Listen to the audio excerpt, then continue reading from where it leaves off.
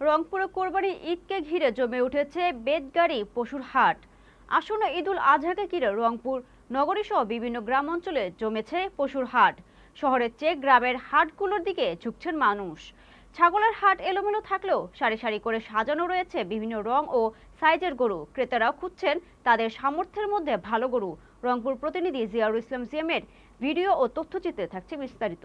রংপুরের লালবাগ, বুড়িরহাট, বেতগাড়ি, পানবাজার, তারাগঞ্জে বসা পশুর হাটগুলোতে গিয়ে দেখা যায় মানুষের উপচে পড়া ভিড়।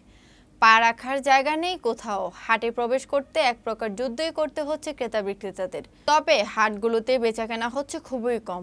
দর কষাকষিতে সন্তুষ্ট হচ্ছে না ক্রেতা বিক্রেতা কেউই।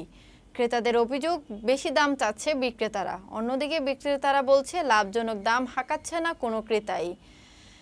বেতগাড়ি হাটে গরু কিনতে আসা ক্রেতারা বলেন, গত বছর যে সাইজের গরু 1,20,000 টাকায় কিনেছি, এবছর সেই সাইজের গরু 1,80,000 টাকায় যাচ্ছে। এরকম দাম থাকলে কিভাবে গরু কিনবো?